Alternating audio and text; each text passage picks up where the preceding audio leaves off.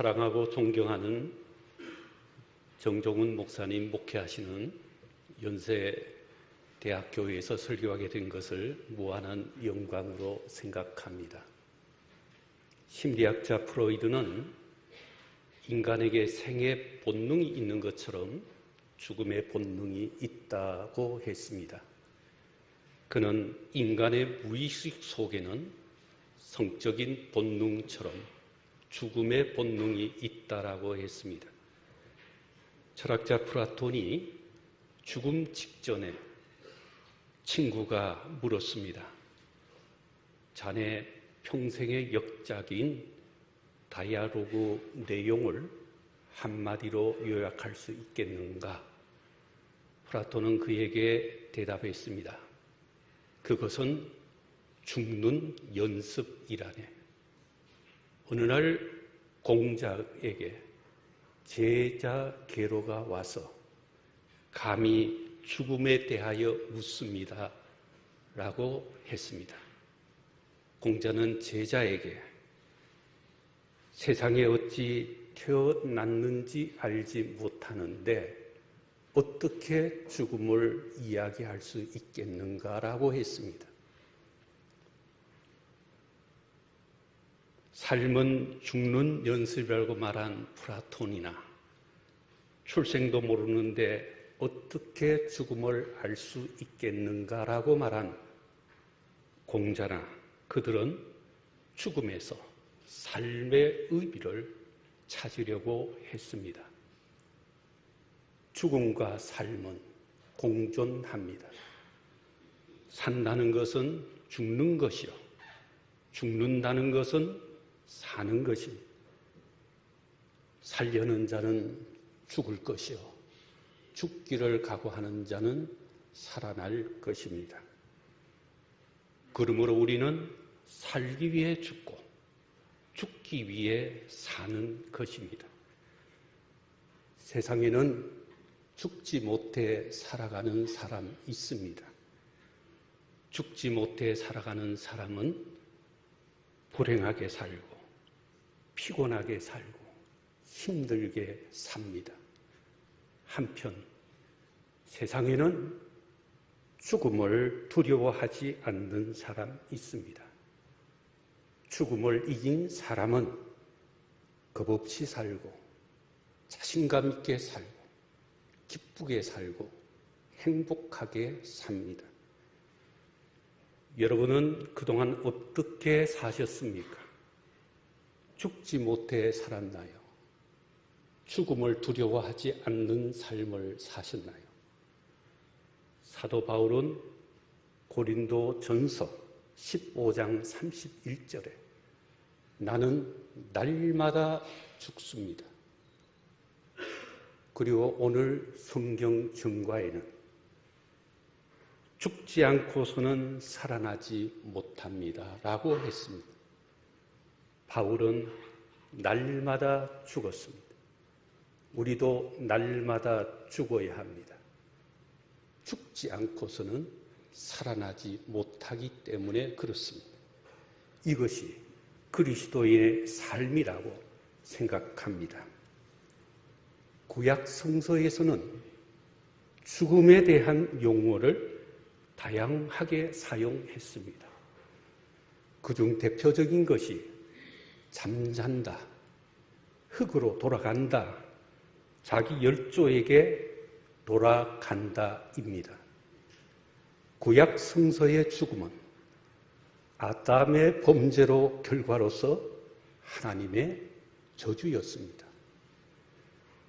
죽음은 움직임이 없고 흙 속에 갇히고 세상을 떠나는 슬픔과 두려움이 있습니다. 그러나 신약 성서의 죽음은 전혀 다릅니다. 신약 성서는 죽음 이후의 삶에 대한 확신, 부활의 개념이 강하게 반영되어 있습니다. 그렇기 때문에 죽음은 더 이상 슬픔이나 두려움이 아닌 죽음은 하나님 만날 수 있는 통로이고 영원한 생명을 얻기 위한 과정이고 삶의 자연스러운 과정으로 이해하고 있습니다. 구약의 죽음은 하나님과의 관계가 단절된 저주였습니다. 그러나 신약의 죽음은 예수 그리스도가 죽음을 이기고 부활하심으로 하나님과의 관계가 회복되는 축복입니다. 우리는 좀 더 죽음에 대해 깊이 생각해 보십시다. 죽음에는 세 가지 진리가 있습니다. 첫째, 인간은 누구나 죽습니다. 둘째, 인간은 언제 죽을지 모릅니다. 셋째, 인간은 어떻게 죽을지 모릅니다. 죽음은 나이 많으니나 아이나 부자나 가난하니나 높은 지위에 있거나 천한이나 일반입니다. 죽음은 10년 후에 올 수 있고 오늘 저녁 밤에 찾아올 수도 있는 것입니다. 죽음은 누구에게나 오고 죽음은 언제 올 수도 있고 어떻게 죽을지 모릅니다. 그렇기 때문에 우리는 죽음 앞에 겸손해야 됩니다. 죽음 앞에 진지해야 됩니다. 죽음에 귀 기울여야 합니다. 죽음의 5단계 이론이 있습니다. 1986년 시카고 대학 부속병원 정신과 의사였던 엘리자베스 키브로 로즈 박사는 2년 반에 걸쳐서 암센터 말기암 환자 200명을 면담했습니다. 그들에게 암의 진단을 받을 때부터 받은 충격에서 죽는 순간까지 5단계가 있다는 것을 설명하였습니다. 첫째 단계는 부정입니다. 처음 암 진단 받았을 때에 사람들은 믿지를 않습니다. 설마 그럴 리가 없어 하면서 다른 병원으로 가서 진단을 받습니다. 둘째 단계는 분노입니다. 그리고 나서 분노의 생각이 있습니다. 왜 나에게 이런 일이 생겨나고 그동안 내가 열심히 살아왔는데 하면서 하나님과 세상에 대한 분노가 있습니다. 셋째 단계는 타협입니다. 어느 정도 마음이 안정되면 타협합니다. 이번만 살려주시면 더 열심히 살겠습니다. 하면서 하나님과 타협하려고 합니다. 넷째 단계는 우울입니다. 이러한 타협이 소용이 없음을 알고 깨닫게 될 때에 절망감으로 느끼고 우울에 빠지게 됩니다. 누구와도 만나고 싶지 않고 아무 말도 하고 싶지 않는 혼자만 있고 싶어 합니다. 다섯째 단계는 수용입니다. 우울의 시간이 지나고 비로소 자신의 죽음에 대해 인정하고 받아들이는 것입니다. 여기에서 죽음의 철학자인 알폰소 디켄 박사는 6번째 단계로 소망을 이야기합니다. 이것은 회복에 대한 희망이 아니고 영원한 생명에 대한 소망이며 앞서간 이들을 천국에서 다시 만날 수 있다고 하는 소망과 기대를 갖는 것입니다. 이처럼 말기암 환자는 죽음의 과정을 통해서 영원한 생명의 소망을 갖습니다. 저는 저의 아내 때문에 죽음에 관심을 갖게 되었습니다. 저의 아내는 2001년 유방암 판정을 받고 일산국립암센터에 수술을 했습니다. 아내는 조직을 휴직하였고 투병 생활을 시작했습니다. 저는 두 아이를 돌보면서 불안한 시기를 보냈습니다. 저는 국립암센터에서 말기암 환자를 가까이 보았고 고통과 두려움으로 죽어가는 사람들의 모습을 보았습니다. 그래서 죽음에 대해 깊은 관심을 갖게 되었습니다.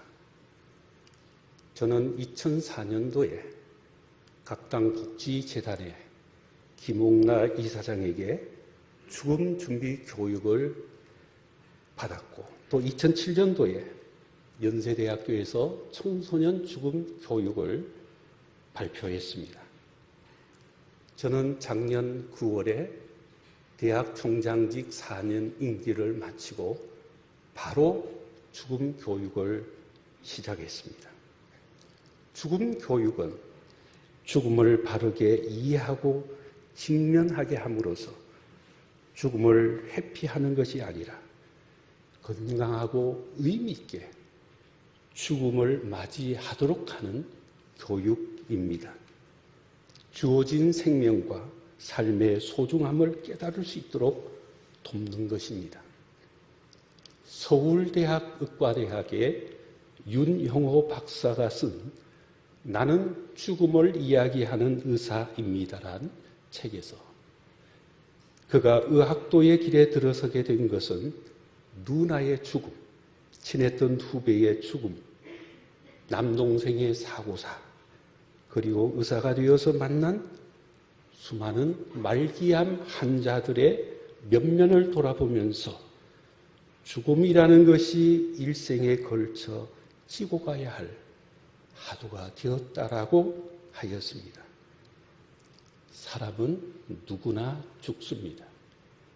독일의 실존주의 철학자 하이데거가 말했듯이 인간은 죽음을 향해 가는 존재입니다.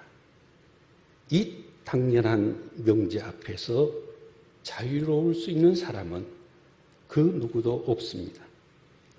지금 이 순간도 우리는 죽음을 향해 한 발 한 발 나아가고 있습니다. 누군가는 그것을 절망으로 받아들일 것이고 누군가는 생의 완성으로 받아들일 것입니다. 사도 바울이 나는 날마다 죽노라 말한 것처럼 우리도 날마다 죽어야 합니다. 그러면 어떻게 죽어야 하며 무엇에 죽어야 하며 그 죽음의 결과는 무엇인지 오늘 성경 전과에서 로마서 6장 2절 4절에서 그 해답을 찾을 수가 있습니다. 첫째, 무엇에 죽어야 합니까? 죄에 죽어야 합니다. 로마서 6장 2절에 보면 그럴 수 없습니다. 우리는 죄에는 죽은 사람인데 어떻게 죄 가운데서 그대로 살 수 있습니까? 라고 말씀하셨습니다. 우리는 죄에는 죽은 사람입니다. 우리에게는 죄의 속성이 있기 때문에 죄를 갈망하고 죄를 가까이 하고 죄를 먹고 죄를 마십니다. 여러분, 우리는 죄를 짓지 않으려고 애쓰지만 죄 앞에서 수없이 실패하고 죄 앞에서 수없이 고배를 마시고 죄 앞에서 수없이 절망하며 삽니다. 이것이 바로 인간입니다. 그러나 여러분, 우리는 반드시 죄에서 죽어야 합니다. 둘째, 어떻게 죽을 수 있나요? 예수님과 함께 죽을 수 있습니다.